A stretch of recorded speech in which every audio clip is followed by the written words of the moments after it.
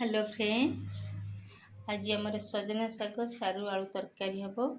सजना शाग सारू आलू टमाटो बड़ी सोरिष पियाज रसुण कंचा लंका सुखला लंका जीरा टिके ग्राइंडिंग होगी मसला हो।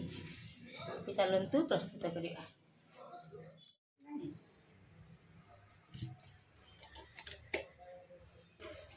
सोरिष तेल 2 चम्मच पड़ला। तेल तातिला परे फुटण फुटेगा। सारू आलू को टिके भाजी देगा। सारू लाल अंश टिके रही प्रथम सारू को टिके भाजी देगा।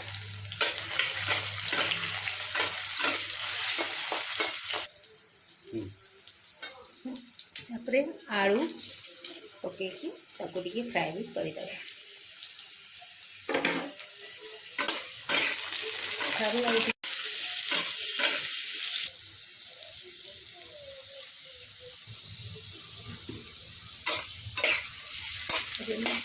सारू आलू फ्राए हो गला। मसला पकई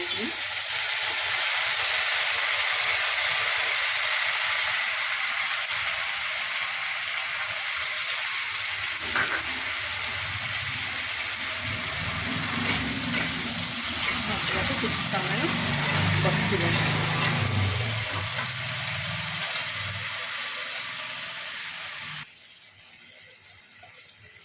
हल्दी गुंड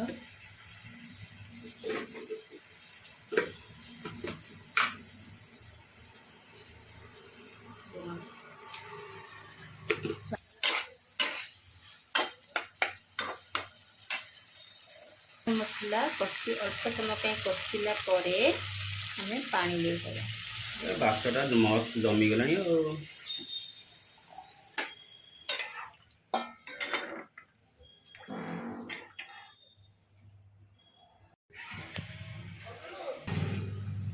सारू आलू को सिझापी 5 मिनट घोड़े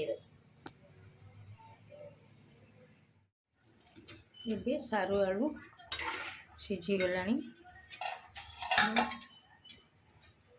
टमाटो बड़ी देदेबा।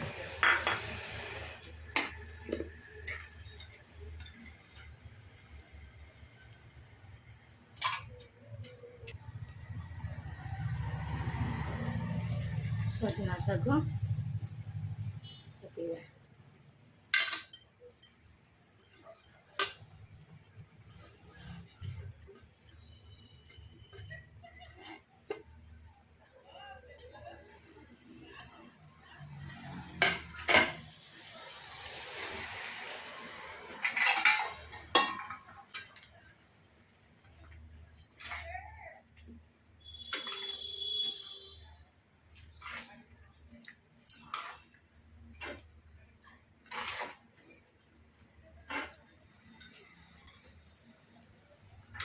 चार मिनिट फुटिया को छाड़ीदे।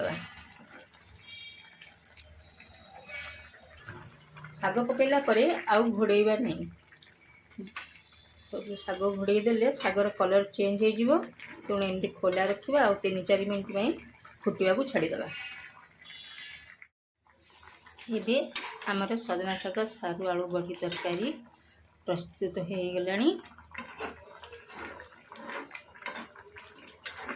आपण मैंने एमती बनईकि खातु। एवं जदि ये आइटमटा आपन को भल लगिला ताहले please please please like and subscribe करेंगे। धन्यवाद।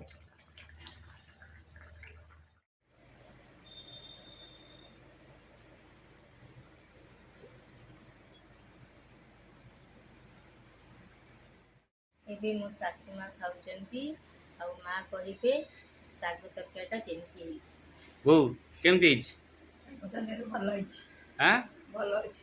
टेस्ट लागुची। हां टेस्ट हां हां।